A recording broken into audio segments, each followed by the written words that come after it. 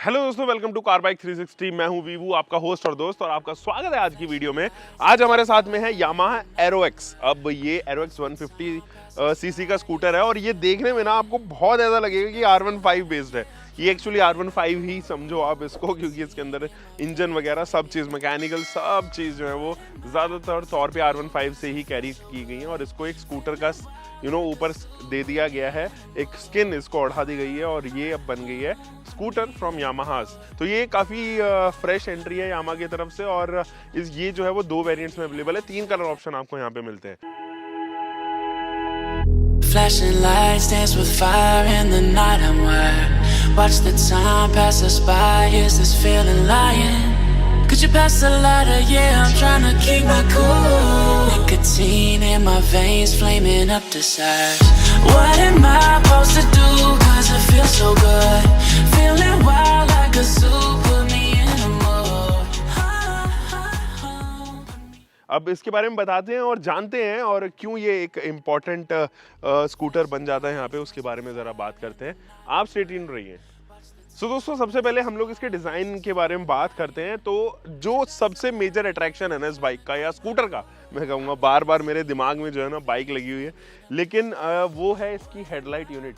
तो ये जो हेडलाइट यूनिट है, इसके ऊपर आपको DRL देखने को नजर आएंगी, जो काफ़ी हद तक आपको R15 की याद दिलाएंगी। और हेडलाइट सेटअप भी जो है वो low beam and high beam के साथ में यहाँ पर आता है। इसके जो श्राउड्स हैं वो भी काफ़ी कर्वी हैं, पूरी बॉडी जो है वो एकदम कर्वी आपको नज़र आएगी। हालांकि जो इसके अंदर इंजन आता है वो ऑब्वियसली काफ़ी पावरफुल इंजन है, उसके बारे में थोड़ा डिटेल में बात करेंगे। लेकिन उससे पहले डिज़ाइन के बारे में बात करते हैं। एक छोटी सी विंडशील्ड आपको यहाँ पर देखने को नज़र आएगी। और आप अगर एलॉय व्हील्स के बारे में बात करें तो ये भी बहुत ब्रॉड टायर्स हैं। इसके अंदर आते हैं 230 मिलीमीटर की डिस्क ब्रेक्स और काफ़ी बड़े डिस्क ब्रेक्स है। साथ ही सिंगल चैनल ABS यूनिट और डुअल चैनल ABS नहीं दिया गया है इसके अंदर सैडली। 110/80 रेडियल 14 इंचेस के टायर्स हैं, काफ़ी बड़े से हैं। और आप देखोगे सस्पेंशन का ट्रैवल भी काफ़ी अच्छा है। टर्न इंडिकेटर इधर नीचे माउंटेड है, जो थोड़ा सा अनईजी पोजीशन मुझे लग रहा है। और नीचे अगर आप देखें तो अलॉय व्हील्स का डिज़ाइन भी आपको काफ़ी अट्रैक्ट करेगा। अब दोस्तों ज़रा साइड प्रोफाइल के बारे में बात कर लेते हैं। यहाँ पर अगर आप चलोगे तो बहुत सारी चीज़ें ऐसी हैं जो आपको कर्वी काफ़ी नज़र आएगी। हालांकि कोई भी गैप जो है वो उसके चेसी की वजह से यहाँ पर नहीं दिया गया है, तो फाइनली आपको रेस्ट करने पड़ते हैं अपने पैर ऐसे। तो ये उन लोगों के लिए थोड़ी सी डिफ़िकल्ट हो जाएगी चलाने में, गर्ल्स के लिए, लेडीज़ के लिए, उनके लिए थोड़ी सी डिफ़िकल्ट रहेगी। और हो सकता है आप खरीदे भी ना, क्योंकि यहाँ पर जो है वो एक टनल बना हुआ है काफ़ी बड़ा सा, जिसके अंदर आपको फ्यूल टैंक दिया गया है। 5.5 लीटर का बाय द वे इसके अंदर फ्यूल टैंक आता है। और उसके स्विचेस जो है वो इधर ही ऑफर किए गए हैं। मैं चाहूँ तो इनको यहाँ से ओपन करके फ्यूल जैसे देखूंगा, आप एकदम से देखेंगे कि ये इससे के अंदर से एक्सट्रैक्ट हो गया और ये 5.5 लीटर का फ्यूल इसके अंदर दिया गया। थोड़ी सी फ्लिम्जी ज़रूर है, प्लास्टिक अगर आप देखेंगे तो एग्जैक्टली फिट इन नहीं है। और अगर मैं सीट के बारे में बात करूं तो कुछ इस तरीके से इसकी सीट भी ओपन होती है। बहुत अच्छी सीट है और इसके अंदर आप बेशक एक हेलमेट भी रख सकते हो। अक्सर आप देखते हैं कि आप किसी भी स्कूटर के अंदर जो है वो इतनी ईजिली हेलमेट नहीं रख पाते, स्पेस ज़्यादा नहीं होती। बट यहाँ पे सिनेरियो थोड़ा सा अलग है, थोड़ा सा डिफरेंट है। इसको बंद करते हैं, लेकिन उससे पहले आपको दिखाऊं तो इधर जो है वो चेसी नंबर भी आप इसका या विन नंबर जो है वो आप यहाँ से एक्सेस कर सकते हो। तो इसको बंद करते हैं फिलहाल तो। और इधर भी अगर मैं दिखाऊं तो एर्गोनॉमी के लिए थोड़ा सा अच्छी मुझे लगती है। थोड़ा सा पुश करोगे तो यहाँ पे 12 वोल्ट का सॉकेट भी आपको देखने को नज़र आएगा। तो आप चाहें तो अपना फ़ोन वगैरह चार्ज कर सकते हो उसके थ्रू। डायरेक्ट USB स्लॉट नहीं दी गई है फॉर पता नहीं क्यों, XYZ रीज़न। यहाँ देखोगे तो बहुत सारे कर्व्स हैं और यही काम करता है आपके ग्रैब हैंडल का या ग्रैब का। अगर आपको पकड़ना है थोड़ा सा अनईजी पोजीशन ज़रूर बन जाती है, बट हाँ नीचे तरफ दी गई है तो आपके हाथ ज़रूर आ जाते हैं। दिखती नहीं है, बट जब आप हाथ रखेंगे इधर तो आपको रियलाइज़ होगा कि यहाँ पर स्पेस दिया गया है। अच्छी बात यह है कि डुअल सस्पेंशन यहाँ पर दिए गए हैं, दोनों साइड दिए गए हैं। और आपको जो है वो मोनोशॉक नहीं दिए गए हैं। स्कूटर्स में आप अक्सर मोनोशॉक सस्पेंशन देखते हो। And the reason is engine जो है वो काफ़ी बड़ा है, वेट है उसके अंदर, बॉडी के अंदर काफ़ी वेट है। तो इस वजह से यहाँ पर जो है वो दोनों तरफ सस्पेंशन ऑफर किए गए हैं। ये देखोगे एग्जॉस्ट तो काफ़ी अच्छी है, एग्जॉस्ट नोट भी इसका जो है वो काफ़ी अच्छा आता है। पीछे अगर आप देखें तो यहाँ पर रिफ्लेक्टर यूनिट दी गई है, फ्लेक्सिबल ज़रूर है बट उनके अंदर हेलोजन ही दी गई है दोस्तों। और पीछे का जो टायर साइज है वो भी काफ़ी बड़ा आपको ऑफर होता हुआ नज़र आएगा। ये 140 सेक्शन का दोस्तों टायर, और पीछे जो है वो काफ़ी ड्रम रखा गया है। 140/70 रेडियल 14 इंचेस है और पीछे आपको डिस्क ब्रेक भी नहीं मिलती है। अब दोस्तों ज़रा इंजन सेक्शन के बारे में बात कर लेते हैं। दिस इज़ द इंजन और ये जो है वो लिक्विड कूल्ड आपको यहाँ पे मिलता है।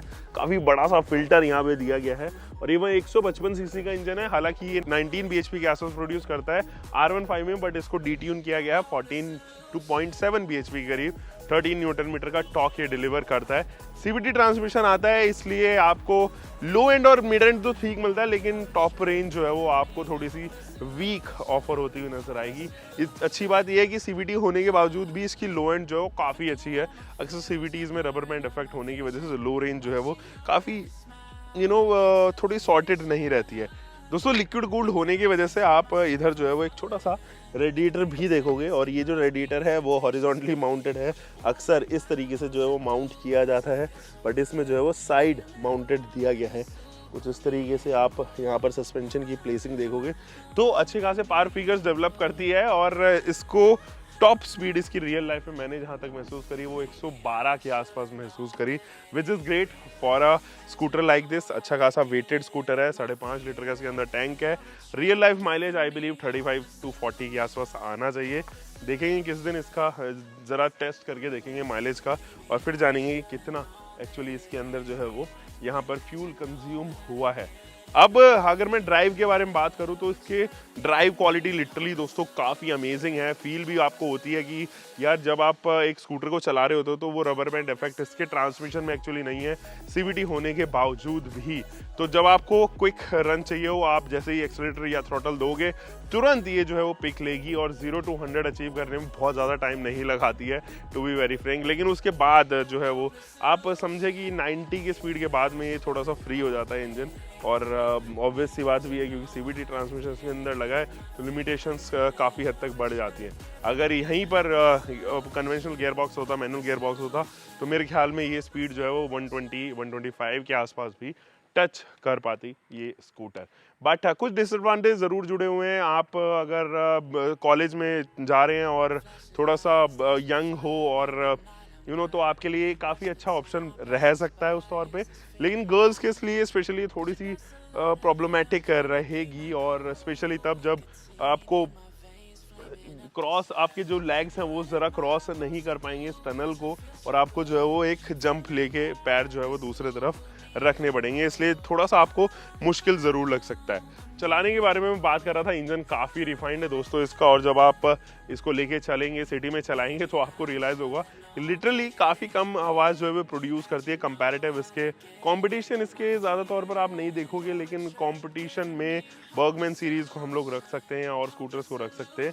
155 सीसी में ये अप्रिला आया करती थी, वो डिसकंटिन्यू हो गई है, बट ये जो है वो one of the most powerful scooter में अभी काउंट होती है। तो अच्छा है स्कूटर, तो चलाते टाइम भी आपको रियलाइज़ होगा सस्पेंशन का ट्रैवल अच्छा है, पॉट होल्स बहुत ईजिली ये कवर करता है। इनफैक्ट जो इसके रियर व्यू मिरर हैं वो भी काफ़ी अच्छे बनाए गए हैं, काफ़ी पीछे तक जो है वो आपको दिखाई देंगे। एर्गोनॉमिकली भी ये काफ़ी स्ट्रॉन्ग है। रात में आपको रियलाइज़ होगा कि इसकी जो लाइट है वो काफ़ी अच्छी है। अब ज़रा बात कर लेते हैं इन हैंडल बार्स की, और यहाँ पर ज़रा आपको मैं दिखाता हूँ क्या क्या चीज़ें दी गई हैं। सो गाइस सबसे पहले स्टार्ट करते हैं, और जैसे ही मैं ऑन करूँगा तो आपको इंस्ट्रूमेंट क्लस्टर जो है वो एक्टिव होता हुआ नज़र आएगा। यहाँ पे ABS की बैजिंग आ रही है, और ये इंस्ट्रूमेंट क्लस्टर पे आपको टैकोमीटर दोनों ही तरफ दिया गया है फॉर नो रीज़न। आप यहाँ पे फ्यूल गॉज देखेंगे, फ्यूल मीटर देखेंगे एक्चुअली, और एवरेज फ्यूल इकोनॉमी देखेंगे, साथ ही स्पीडोमीटर और टाइम क्लॉक भी आपको यहीं पर ऑफर होता हुआ नज़र आएगा। इस तरफ अगर आप देखें तो यहाँ पे लो बीम, हाई बीम और ये टर्न इंडिकेटर के बटन, साथ ही ये हॉर्न का बटन जो है वो दिया गया है। यहाँ से अगर आप देखें तो मेन्यू एक्सेस कर सकते हैं, अलग अलग मोड्स पे इसको ले जा सकते हैं, और आपको इसको जो है ब्लूटूथ से भी कनेक्ट कर सकते हो, यामाहा मोटो बाइक एप्लीकेशन से कनेक्ट कर सकते हो।